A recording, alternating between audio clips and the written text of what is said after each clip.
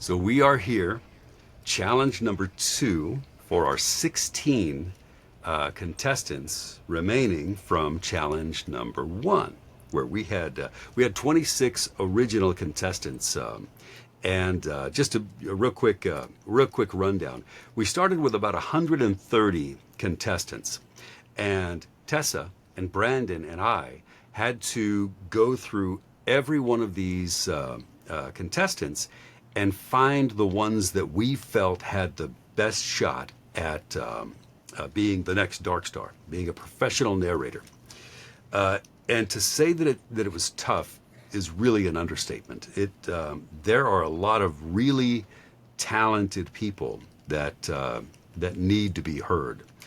And so we started out wanting to come up with 20 contestants out of that 130. And it was impossible. Like we had the hardest time finding, we wanted everybody to be in there. So we upped it to 26. We gave the 26 a challenge and just made it, you give us your best acting job on this script and some bare bones instruction for the challenge, and then we let America and parts of the UK and other countries decide on who was going to make it to the top 16. So here we are. We have 16 contestants for the challenges going from 2 through the rest of the competition. We are bringing in some rock star, I'm the moderator, some rock star mentors to help our contestants to prepare for their challenge. So that's what we're going to do. We're going to mentor you through the script that we have given you and give you our input, and then you're going to go off and you're going to perform this challenge, and then we'll bring our mentors back together, all of our mentors, because there are 4 groups of 4. All of our mentors are going to come back and give us their input on the challenges that they hear. So this one is a really interesting challenge for the other mentorship programs. We have narrators, we have casting directors, but for this particular challenge, show of hands, or maybe make some kind of a weird noise that's unique to you if you're not on camera. How many of you already have audiobooks under your belt? Caca. Yay. So Vin is our one audiobook narrator with a book under your belt. I'm just getting ready to finish my first one. Okay, so you've got one. How many? I have a few. Sorry. Okay, so Jessie has a few, and then Ethan, are you? So you've done auditions for audiobooks. Oh, you okay? So you've all. Yeah. All right. I was hoping that I would have some people in here who have audiobooks under their belt, because one of the big frustrations that I had as I was getting started in the narration game was getting feedback from the rights holder. It's like you do audition after audition after audition, and you're just like, and most of the time you never hear back from anybody. They're just like, we're casting for this book, and you throw in, you put your heart and soul into this book, and you're like, how did I do? I thought that I gave it my best Idris Elba or Meryl Streep, and like it's crickets, and you're like, what the fuck? I just want somebody to tell me what they thought. Even if they hated it, I want them to tell me what they thought. And that was a big frustration. Well, I remember giving you feedback. Yes.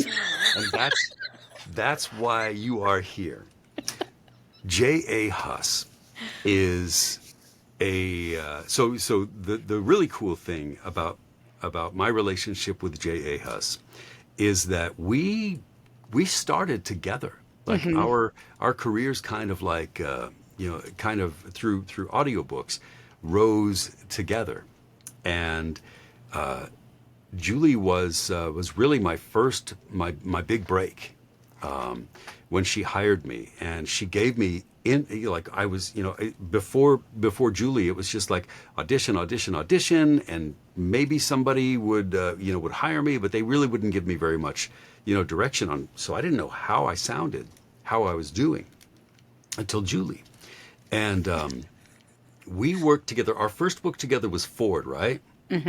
Yep. And that was it was it, I was about a quarter of the way through Slack Taught, which was like a two book Compilation, like a yeah, duet. Yeah. yeah, a Ford story. Because I didn't know who J.A. Huss was, and I hadn't told anybody that I was recording this book. But as I'm recording this book, I'm like, this is really good writing. I'm really loving this. And the feedback that Julie gave me was, it was just amazing. I was so grateful for that. And then of course when the audiobook came out, it was just pow! It just exploded on the scene, and it was a really really well received. And to this day, people still talk about They fucking love Ford. you in Ford. Yeah. So that's my kind of my claim to fame.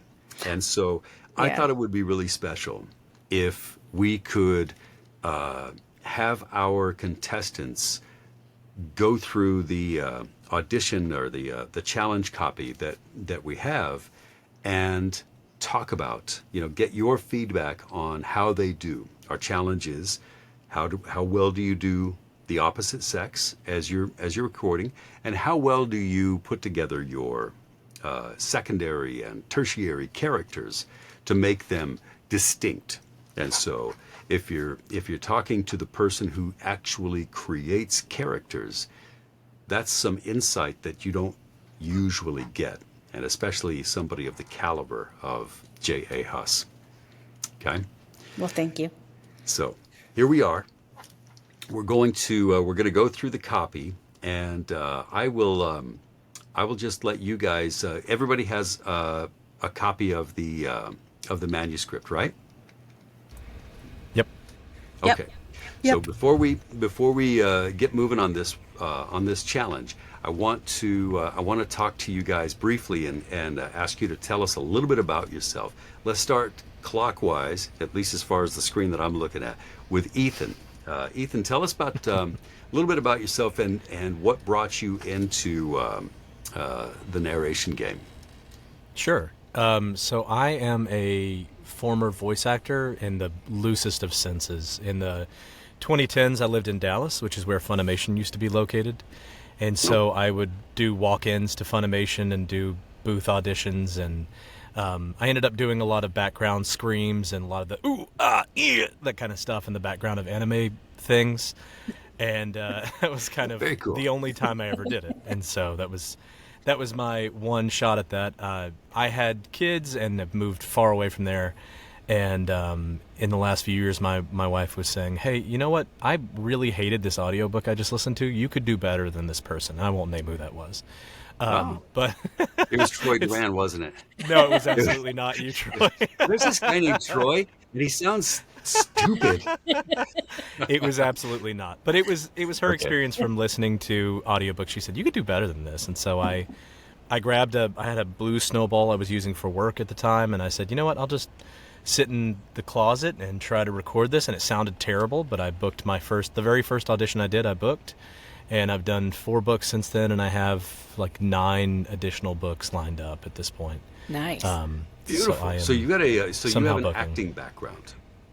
Somewhat, yeah. I mean, not trained in any sense, which is what I desperately want to do next, is get professional training, and that's kind of where I'm hoping this leads me long term, is to find a coach and, learn to do this better.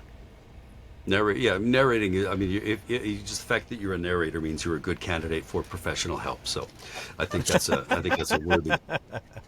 So, how about you, Jessie? What brings you into wanting to do narration so badly? A couple things. I was a teacher, and I did have to do some reading out loud for my job because I taught English. Hmm. And on the side, I was also sort of dabbling in hobby narration, where I would record myself reading fan fiction, and I built sort of a platform on fan fiction in fan fiction communities, I guess. And yeah, a lot of people liked what I was putting out. So they said, oh, like, you're my favorite audiobook narrator. And I was like, well, I'm not actually an audiobook narrator, but maybe that is something I should consider. So We can fix that. I started auditioning. And I have 13 titles out now, mostly romance. Yeah, and I'm just loving it. I think I get better with every book. I still feel very much like a tiny minnow in a big ocean, but yeah, that's basically my story. Very cool. Can I tell you, so my fourth grade teacher, I had the biggest crush on. And I think that it had something to do with the fact that she used to read us The Hobbit. Like Oh, all through the year, she would read The Hobbit to us. And nice. Did so, you do the yeah, voices? yeah, she did some. Yeah, she do Tom Bombadil. Like she would like totally do the, do the voices for the like one of the scenes I remember the trolls when the trolls caught them and they were arguing about who was going to get to eat the hobbits, and the Yeah, hobbits yeah. tricked them into being turned into stone because they were there after the daylight. Yeah, she was really good in that one, Mrs. Cool. Seraphin. Anyway, so Natasha, how about you? Hi. So I don't know. So I did a lot of like musical theater and things growing up. And in college, I took a few acting classes and things during college. And I've always just loved books and reading and audiobooks specifically. I like devour them. Mhm. and and I'm also a teacher, so I spend a lot of time reading to people all of the time, and my my kids love all the voices. So Yeah. we just sit around and read the books to them, and they love that. But I always thought I really want to do this. Like I've always wanted to do it from like since I was like really really little, Mhm. and then I started a career in education, and then had kids, and it kind of all got on the back burner. Mhm. Um, and then last year I just said, you know what? I'm going to do this for me, and I'm going to do it. So that I started building a booth, and I started doing all the research I could find. And then I just started just this year. So, and then I happened to just fall into a live that you guys were doing about this. And I went, oh, this might be it. I'm going to do it. So Really? here I am. Wow. Cool. That's very cool. Yeah. What better job is there? Like if you love to read Mm-hmm. and you're good at talking, why not? That's Yeah. that's the coolest thing. So it's a yeah. What are they? I think somebody told me that actually this was when I was in radio, but it applies more to narrating. They said radio is the A job for C students, and I was always a C. Well, I flatter myself by saying I was a C student. I trained my parents to be like grateful if I got a C, but but I always love to talk, and so this is a great just such a great job to do if you love to read and you love to talk. So, Vin, how about you? First question for you: What Vin is that short for a longer name? It is shorter than my regular name. Well, I try and keep my personal life a little separate, but mhm. Vin is my alter ego. Okay, Yeah. very cool. How's my volume and my audio right now? Is it okay? That Yeah. sounds pretty good. Yeah. Okay, just checking. So let me see my journey. I've always been a big time reader, and I was Mhm. probably reading romance way younger than I should have been. But I've always used reading as a bit of a escapism in the best way. Mhm. So let me see. Like the past year's been a rough year for me, and I kind of fell into reading again, and then I got into audiobooks, and from there, a bit of a spiritual awakening, and I thought, I I love listening to these narrators, and Troy, you were absolutely one of them. Oh, thank you. Love listening to these narrators. Like, I want to speak with that confidence. I want to be in that world, and it just kind of gave me my power back. So I decided, let me submit an audition on ACX, and I so love I that. submitted my first audition back in October, and I think I heard back like 2 days after my birthday or something. So that was just extra special. Nice. Yeah, and I have 4 books under my belt now, and I'm just loving it. It's therapeutic, and it's just been the best. all romance books? Thus far, yes. Yeah. Yeah. Okay. So Julie, you write. It's kind of hard to categorize the books that you write just because there is romance. There's also there's a lot of suspense and I think like if I could use one word to describe the words you write, I'd say gritty. Yeah, I agree. Yeah. I'm looking for the dark side of people, and then it's almost always a redemption arc. So they're mostly anti-heroes, people who don't want to get Yeah. involved or. Do you ever like make it a challenge for yourself? Like there are some characters in your books like there was one that we did together called Meet Me in the Dark. Oh, yeah. And that was, as I read that story, this guy, Merc, he like it's you start reading this book and you're like, how can you like this guy? But at the end of the book, I liked him. He was a pretty cool guy. A But lot so, of people liked him. I think it's I think they're crazy because he's probably one of the worst characters I've ever written. yeah, Definitely. he is pretty dark guy. Yeah. And it was really difficult to like him. But the thing is, like, he's got his own rules, his own Yeah. sense of right and wrong, and I think that speaks to a lot of people, that you don't have to be, you don't have to conform in order to have a sense of right and wrong, and if you're consistent with your Yeah. beliefs, then you know. So do you ever when you're writing books with a lot of characters, which you do, you have a lot of different personalities in there. What do you go through when you're trying to come up with these distinct personalities? Um, but I don't really know. It just happens. I don't Yeah. really know. They're like, yeah, so they just kind of like they tell you what they're going to be. Yeah, I mean, usually when I start a book, I have very little idea. I have a little, like a main idea, but I don't flesh out any characters really. Like it takes me about 4 or 5 chapters to Yeah. figure out who's who and what's going on and everything. And then I usually have to go back and fix a lot of things. But Yeah. yeah, secondary characters just pop up, and then either they have something to say or they don't. And if they do, they stick around. Like Ford was one of those secondary characters, and Yeah, that's right. He was part of Rook and Ronan's story, right? yeah, Yeah, and then he got his own thing, and people loved it. I think the cool thing about the stories that you write that are they're really interesting to me is that they all have some, they've got their own distinct personalities, and they can be entirely opposite from other characters in the book. Like you'll have some really sweet characters that you write, who might be like, in the story Sick Heart yeah. that you wrote, Court Breda. Van Breda, yeah. Yeah, Van Breda. I hope I pronounced his name right when I was You reading the did. story. Okay, good. Everybody Uh, loved you in that. Cool, cool. What a great story that was. I loved it. But she was very, she was very, I don't know, she was pretty sweet. She was a survivor, but she Yes. still had, so much heart. And I really fell in love with her.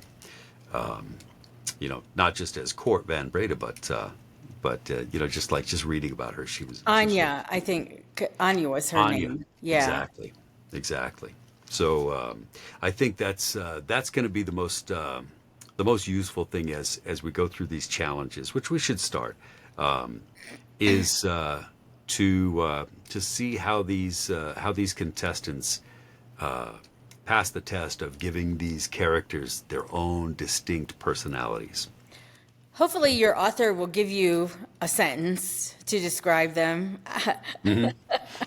Yeah, and we did have so Tessa put together a quick rundown of the characters, because this really is all these characters in their books. They all have their own stories that they share, and it's not like they get their own book, but they all have their own stories within these characters. So you guys have had the chance to read about the characters and a little bit about the dynamics between them and where they fit in the story.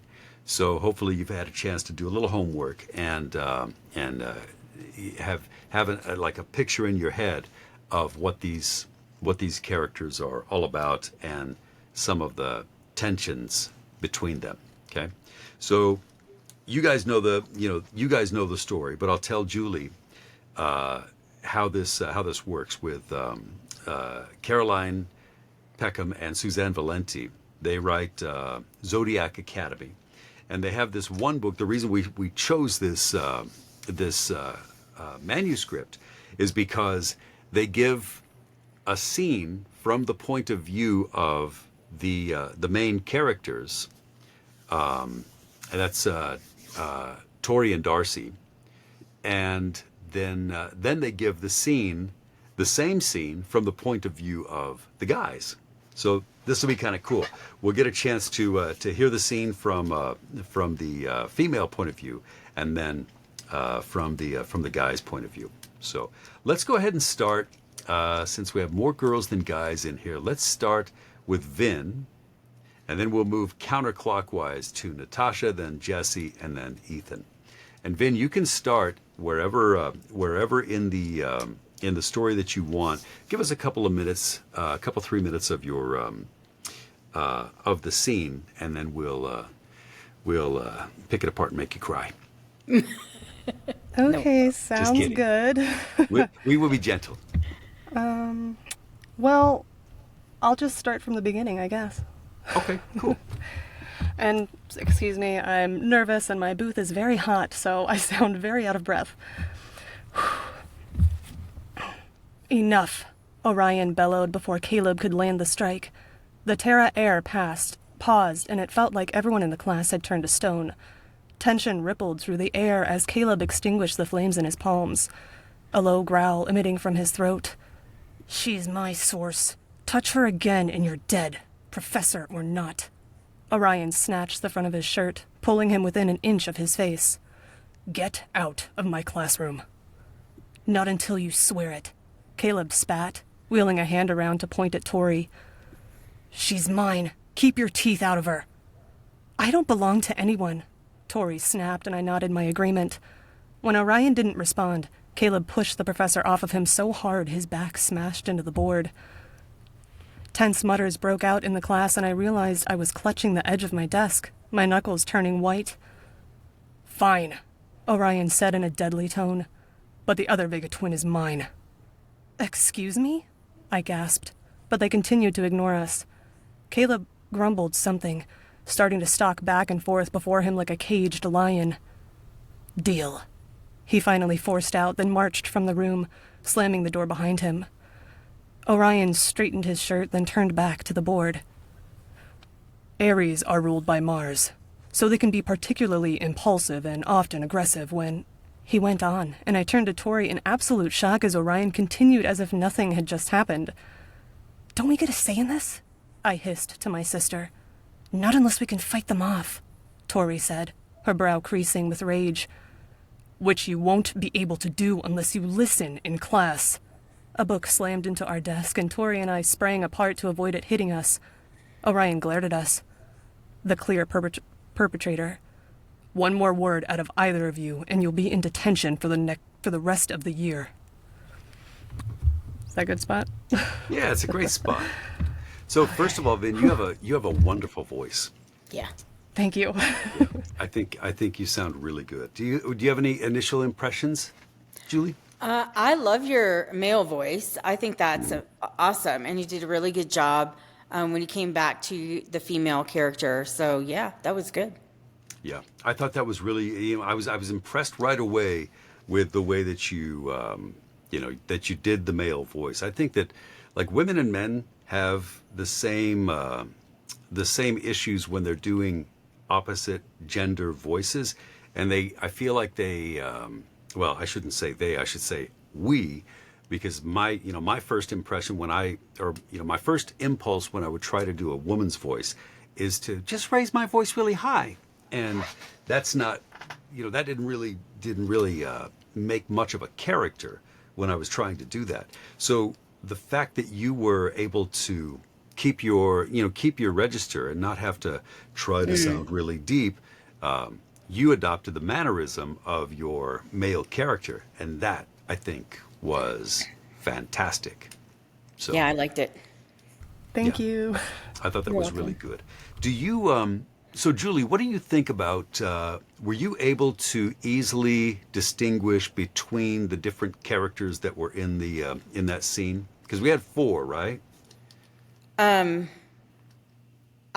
wasn't familiar with the story, so I was catching up a little bit. So maybe that's not a fair question on this one. Maybe the next one. But I did like it a lot. I did.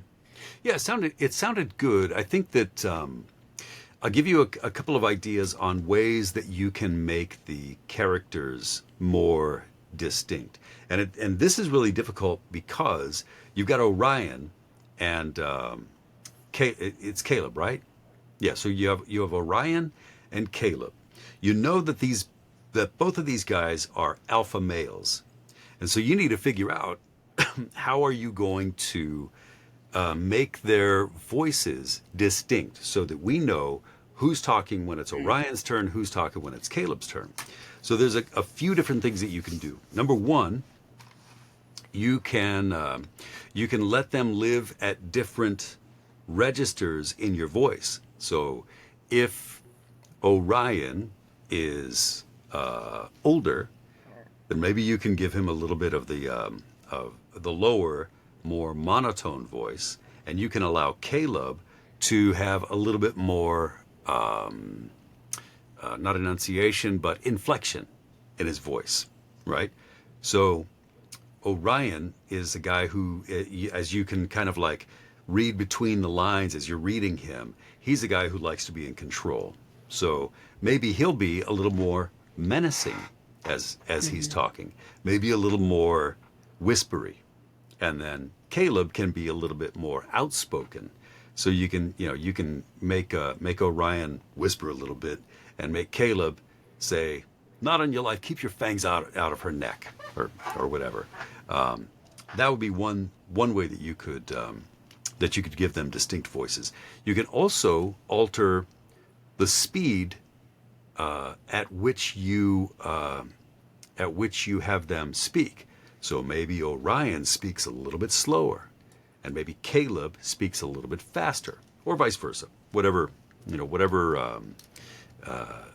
makes the most sense for what you have in your mind for their characters.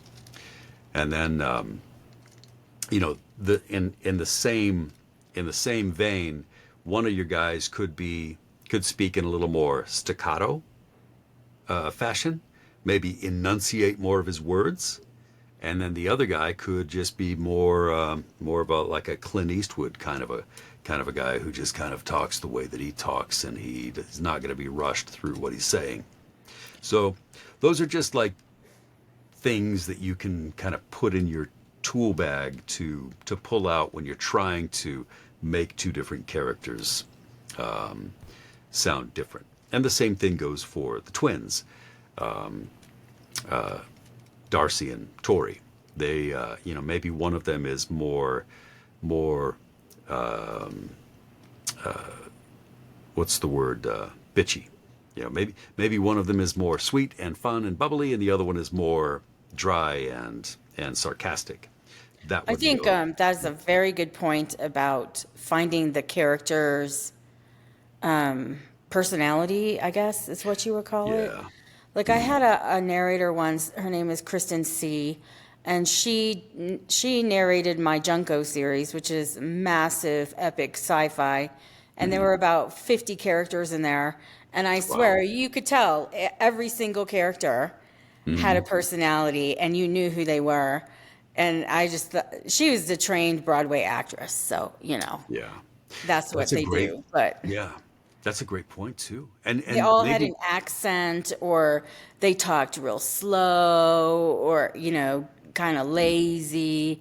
Like she did her homework and assigned a personality to each one of yeah. them.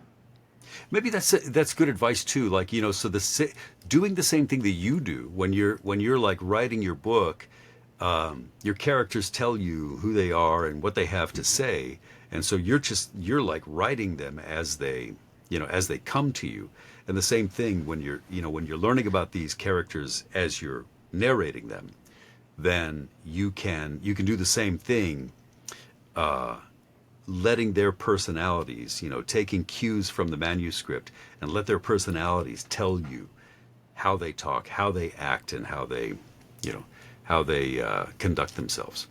You So, want to know why I love brand new narrators? I love using brand new narrators because they work their asses off for me. yeah, yeah, They will put in, I don't know how much homework, because, I don't really talk to most of them, but I hear the product and I know, like, they take it seriously. That's why I love using brand new narrators. I use them all the time yeah, because they just put everything. Teddy Hamilton, big star Teddy Hamilton, man, I got that guy when he had like four yeah. books, and he did a anarchy book for me, and I fell in love with him. So, and he did it just so. So you guys have that. I know that most new narrators are going to do the homework, and that's a secret that probably most authors don't know. And I'm not going to tell them because then I'll Yeah, get all the new narrators myself.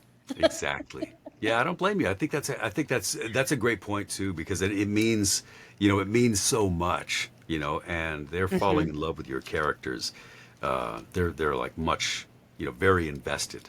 So, Natasha, how about you? Are you ready to jump into your Yeah, let's do challenge? it. All All right. right. Can you hear me okay? Totally. Okay. I had a new adapter put on this mic so I could use it on my phone, but I was hoping you Hmm. guys could hear it. Yeah? Yep. Yep. Okay, No, perfect. I can't hear it. I'm sorry. No, I'm go ahead. turning my camera off because it makes me nervous to like look at people while I'm All doing it. right. Yeah, that's fine. You got it. Enough. Orion bellowed before Caleb could land the strike. The terror air paused, and it felt like everyone in the class had turned to stone. Tension rippled through the air as Caleb extinguished the flames in his palms, a low growl emitting from his throat. She's my source. Touch her again, and you're dead, professor or not. Orion snatched the front of his shirt, pulling him within an inch of his face. Get out of my classroom. Not until you swear it, Caleb spat, wheeling a hand around to point to Tori. She's mine. Keep your teeth out of her. I don't belong to anyone, Tori snapped, and I nodded my agreement. When Orion didn't respond, Caleb pushed the professor off of him so hard his back smashed into the board. Tense mutters broke out in the class, and I realized I was clutching the edge of my desk, my knuckles turning white. Fine, Orion said in a deadly tone, but the other Vega twin is mine. Excuse me? I gasped, but they continued to ignore us. Caleb grumbled something, starting to talk back and forth before him like a caged before him like a caged lion. Deal. He finally forced out, then marched from the room, slamming the door behind him. Orion straightened his shirt, then turned back to the board. Aries are ruled by Mars, so they can be particularly impulsive and often aggressive when... He went on, and I turned to Tori in absolute shock as Orion continued, as if nothing had just happened. Don't we get a say in this? I hissed to my sister. Not unless we can fight them off, Tori said, her brow creasing with rage. Which you won't be able to do unless you listen in class. A book slammed into our desk, and Tori and I sprang apart to avoid it hitting us. Orion glared at us, the clear perpetrator.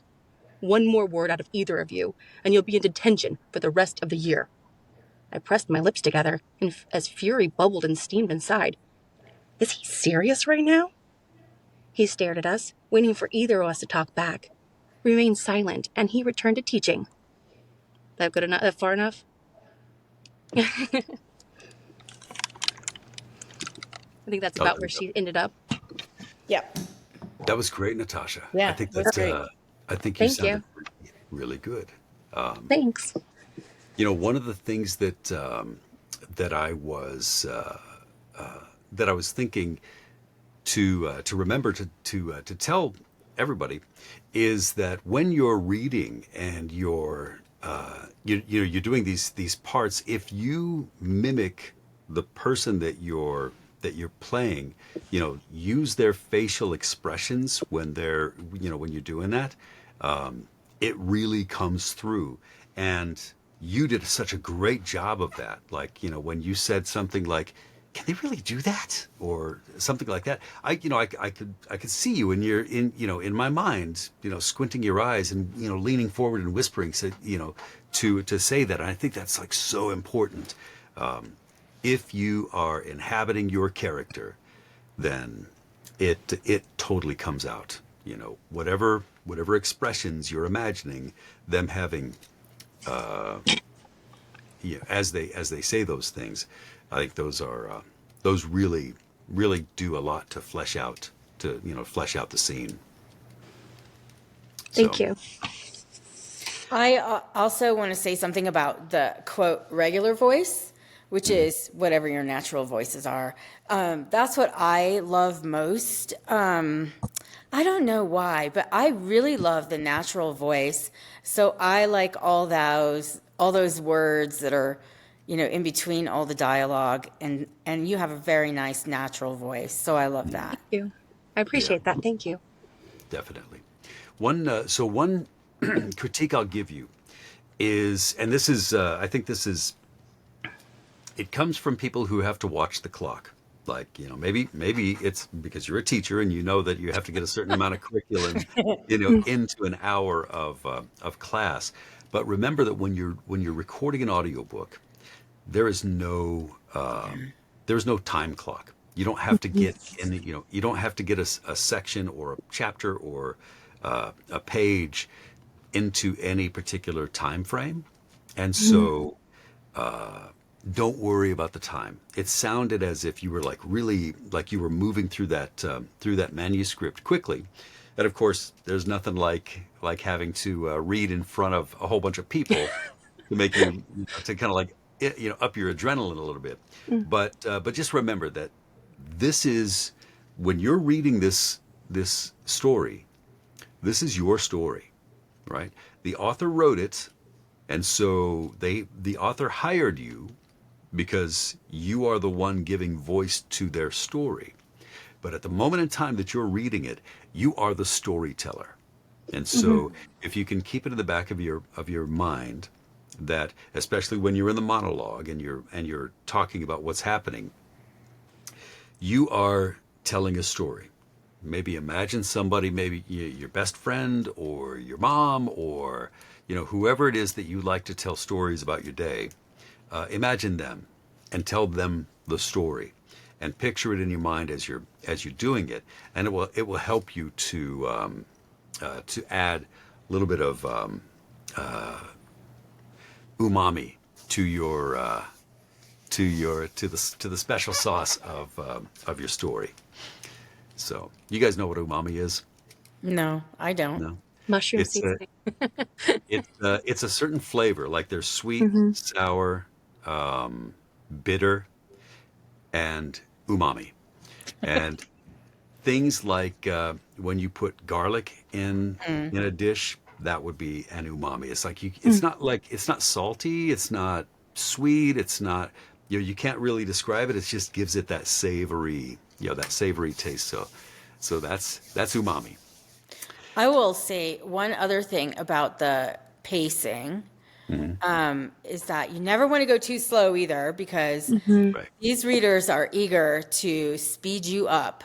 And then I try my best to when I hire narrators, I always say I don't like a slow talker. I don't like long spaces between words, because these people will speed you up in a second. And then I feel like they lose something when they do that. Yeah. So I think it's important to really do a conversational pace.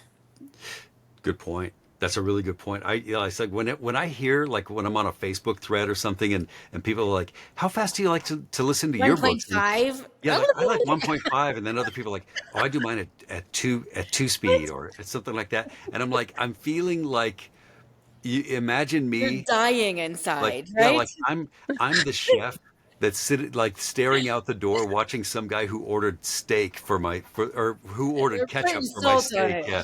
They're like dumping salt and ketchup on my steak that I made with such love and tenderness. But if you So, keep a very conversational tone, Mm-hmm. they'll forget about it. They'll stop thinking about the pacing. And yeah. also, sometimes narrators, this is a pet peeve of mine. I have stopped using some narrators for this, even though I like them and they do a good job. They'll get into a rhythm and then like it's like da da da da da da da da da da da, and I hate that so much. Yeah. So you never want to get into like a rhythm like that because it'll bore people. They'll just fall Yeah. asleep. Mm-hmm. Yeah. I think that we like variety, right? Yeah. Like we've evolved as a species into people who, like we notice the anomalies, the different things. And so if something is just like the same speed all the way through, the same pace, it makes us nod off. And it's just not the way we talk, right? Mm-hmm. So when you're telling somebody a story Right. and you're saying, yeah, I mean, I got up, I brushed my teeth, I was late getting out the door, and of course I got Starbucks because that's what I always get when I'm going to the office. And you know what? My fucking boss. So like when you hear them talking, people vary their tempo all the Yeah. time. Mm-hmm. Like if you've got an important point to make, then you slow down and you enunciate those words. And then when you have something that just kind of, that is a matter of course, then you speak a little bit faster. So that's another one of those things that you can remember, like as you're reading, especially if you're an hour into an audiobook, then that's one of the things you need to guard against. Like listen to yourself and say, am I starting to become monotone and the same pace? Because like you're reading this book and you've got the 1,000-yard stare. So maybe, take a break and go mow the lawn, or whatever it is that you bake some bread, or do whatever it takes to kind of get yourself out of that mindset there where you're just kind of like in the grind. So, speaking of which, we'll keep the grind going. I know I promised that we were going to go counterclockwise, but I think it'd be really cool if we went to Ethan for our next section, because I think it'd be really cool to hear the guy's point of view Yeah. of this very same scene. Ethan, are you ready for your I'm ready, baby. I'm all moment in kinds the of ready. All right, beautiful. How about we let you get going, and go in from whatever point makes the most sense to you. I think what I'm going to do is do the top half of the story and then jump down to where there's more character voices, so I can kind of like display that. So I will try Beautiful. to stick to 3. All right, this is loud. Sorry. Okay. Enough! I bellowed before Caleb could try and land the strike. The terror air paused, clearly forcing himself to consider our situation over his own instincts too. And the students all fell still as they watched our interaction. Caleb extinguished the flames in his palms, a low growl rolling in his throat. She's my source. Touch her again and you're dead, professor or not. I snatched the front of his shirt, pulling him within an inch of my face. Get out of my classroom. Not until you swear it, Caleb spat, wheeling a hand around to point at Tori. She's mine. Keep your teeth out of her. I don't belong to anyone, Tori snapped, and Darcy nodded in her agreement. You do until you can fight us off. I'm going to jump down now. Can you name some of the constellations which aren't linked to a zodiac sign, Miss Vega? I asked. She cleared her throat. The little bear? Correct. Damn. I pointed at Diego Polaris beside her, which is also known as the Little Dipper, sir, he supplied. I bet Diego's got a Little Dipper, Tyler Corbin snorted from the front row. 5 points from Terra. I snapped at him and Tyler huffed. And the Latin name. I pointed at Sophia Cygnus, who turned pink-faced as she answered. Ursa Minor? I actually squeaked there. Sorry. Ursa Minor? She squeaked. 10 points to Hal Cygnus. I strode away and started writing on the board again. Sorry, I've got a sore throat. All right, I gotta find my... There. All right. Good Yeah, job. that was really good, Ethan. I think you did a good job of differentiating your two male characters for sure. Yep, I agree. Thank yeah, you. you could definitely tell them apart. What was your thought process on like what made you choose the different voices for Caleb and Orion? So I looked through the notes and I was looking at like Orion. I read a little bit of the section around him. I tried to pull, I wrote down the note Vampire Will Arnett, but I decided to pull that back a little bit because his voice was supposed to be surly. And I didn't want to be Batman, you know what I mean? Like I didn't want to be that voice. Yeah. So I tried to pull him up a little bit. Yeah. Caleb, I read that he was arrogant, he was a vampire, so I tried to give him a little bit of like that nobility, but that anger burned into that. Like he's frustrated, but he is, arrogant, and like sounds like he's from a more distinguished background. So I was trying to add to that. You did? And then Tyler Corbin obviously was just like he's just being a jerk. So I was giving him kind of a jock voice. Yeah. I thought those were really really good. I think that you did a good job on the female voices. I wish I would have had an opportunity to hear a little bit more. I don't have the copy in front of me right now, but it would have been nice to be able to hear like how you treated these The other two lines female that we voices have in there are hang on one second. There's I don't belong to anyone, and then there's a line from Darcy where she says, "Do we get a say in this?" Which is how I was going to read that. And Tori, who I'm trying to read more deadpan, I was trying to do is, "Not unless we can fight them off." So I try to raise up to just like an A-ish note. I try not to go too high.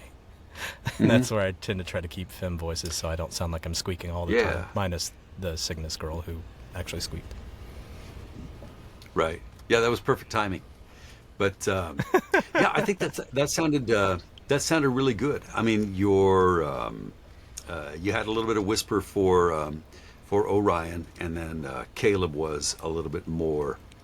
You could hear the personality come through, and I think that's probably a big key when when you're looking into a personality that you're playing. Is Caleb probably a guy who's not used to being told no, and he's probably a bit affronted and off-put by somebody telling him what he's not allowed to. Troy, not did you allowed to do. narrate these books? I didn't do these. This one I did not. This one I think was Jake and Bridget Bordeaux, and I did. So I think these were like the next generation. It was kind of cool. They did. The Zodiac Academy was the kids of the characters that I did, and I think that they wrote the characters that I did in Ruthless Boys of the Zodiac. I think they wrote that second, so it's pretty cool the way that was. Orion, the professor, was a contemporary of the guys that I did. So. Cool. Yeah, it was a really fun book to do. I did I had Leon was a lion, and he was like a surfer dude, and then Dante was a dragon, and he was like an Italian mafia guy. So I kind of gave him a little bit of Dante, and then there was this other character in there. So this I can leave you with this one last piece of advice. When you're coming up with characters, be sure that these are characters that you can carry through an entire book.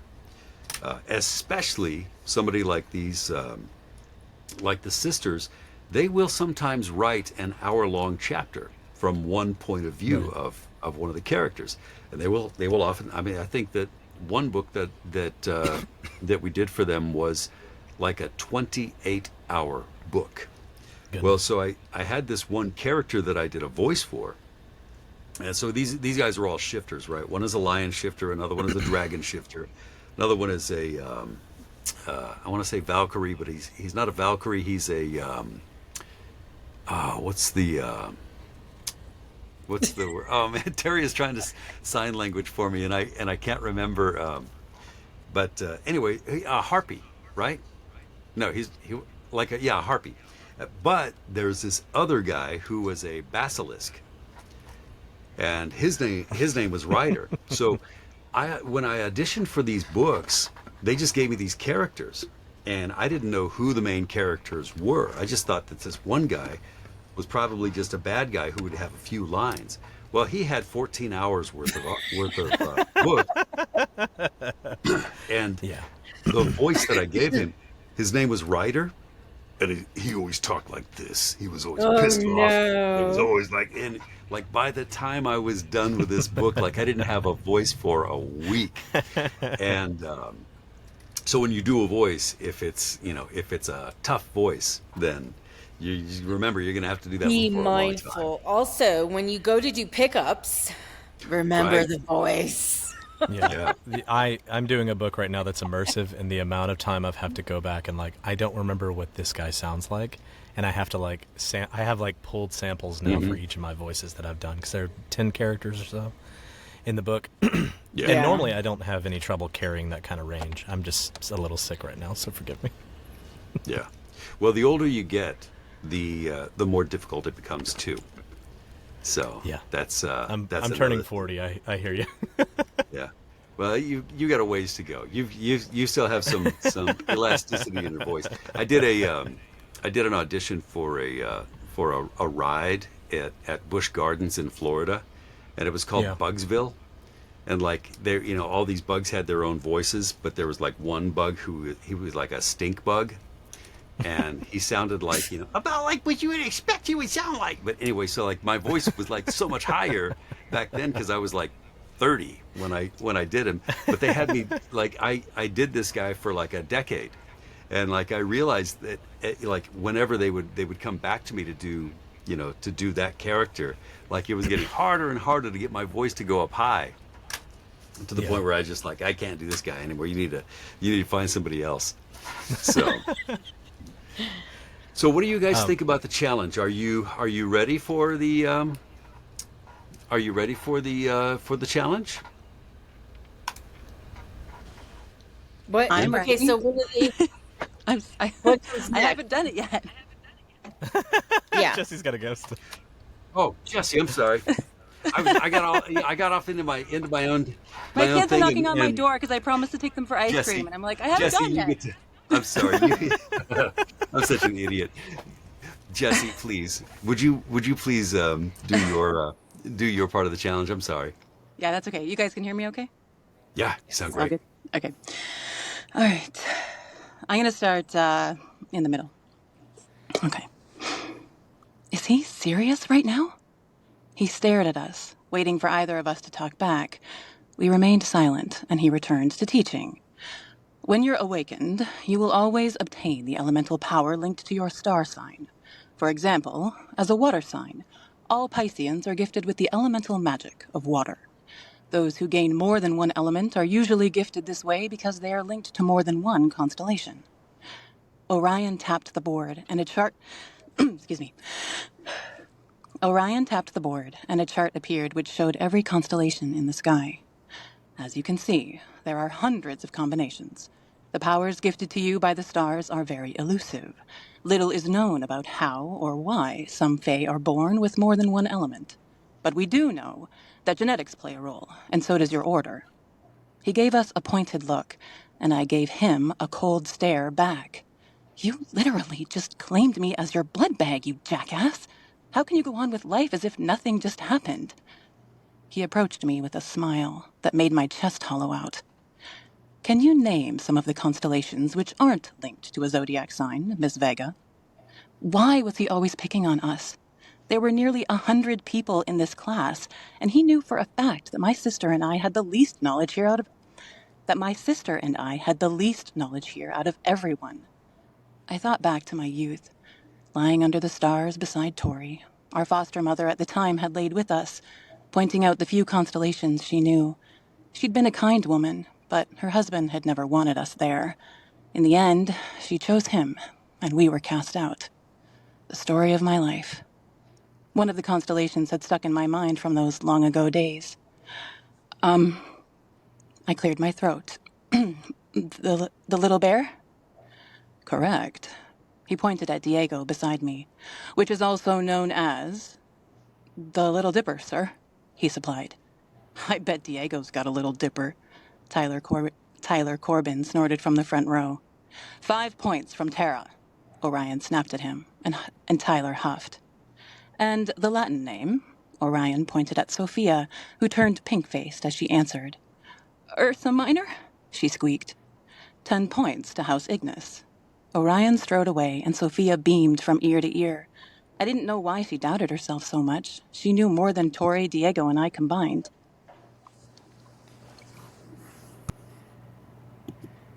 All right. Jessie, it was worth the wait. You sounded great. Thanks. I think one of the cool things about the about this, like getting to hear you all doing different takes on the characters, is that you've got your own idea of what these guys sound like. Orion sounds a little bit more scholarly in your version of the story. I think it sounds great. Thanks. That was sort of how I heard him without much context. Yeah, he sounded really good. Gosh, I mean, I think the only guidance I could give you or input would be when you've got other characters like that. Whoever the guy that says something like, "I bet Eugene has a little dipper." Yeah. The fun thing about doing secondary and tertiary characters is that you can like take a lot of liberty with them and make them like. I think I'm just hungry because I keep thinking of food analogies, but it's like you can make them spices in the, you can use them to spice up the story and take liberties and you can be a little bit caricature-ish with, Right. with some of these characters, and that helps as well. So. Cool. Thank you. What do you think, Julie? Any additional info you got for that? I liked your natural voice as well. That I kind of was focusing on because you did a little bit more. I don't know, more of the natural voice, I guess. But I liked both your girls and your boys. Yeah, because the girls, I could definitely tell a difference between the girls. That was for sure. The only thing I would comment on is that the little bit breathy, just a little bit. Like in I know this is just a practice, and that are you the one in the booth? I am in a booth, Yeah. but yes, part of it is nerves for sure. Yeah. So if that happens in an actual audiobook, you'd want to just stop and get your breath back, because you wouldn't want to get back and hand that in and them go, yeah, we can't do that. Like all those, because that would be something that an author would comment on For sure. Yeah. Yeah, that's good. I like that. I didn't catch it, so I'm glad you did. Yeah, and I think that's that's another thing where when you're reading, like I would never ask a writer to write differently than they do, but it is challenging sometimes. Some writers, and I think the sisters are one of those are one of those kinds of writers where they'll write a long sentence that might last for 3 or 4 lines long, and you have to figure out where you're going to take a breath, so that you can get the But so the that you good thing is about this is that you can delete the breaths, right? yeah. Because I'm not a narrator, but I record a chapter at the end of every book called the end of book shit. And That's it the favorite sounds part of a lot of horrible. people's. It always sounds horrible, but I always go through and edit it because I knew my publisher was never going to edit it. They would have just thrown it out there. And so I took out every single breath because, nobody wants to hear that, right? You sound great in those things. That's one of the things I have to tell you. Like you do such great creative stuff when you're like the graphics that you do, and Oh, when yeah. I see those trailers and things like that, you're a very creative person. Oh, thank you. So I think that yeah, but I think that's really good advice. Watching the breaths and being cognizant of that, and maybe yeah, taking a break when when you need to kind of regroup. Yeah, absolutely. So Thanks so much. so I did get everybody this time, right? Yes, you did. All right. Jesse, I'm sorry about that. I got so wrapped up in like, oh, we're coming up on the hour, and I bloviated, and so I appreciate you being patient with me.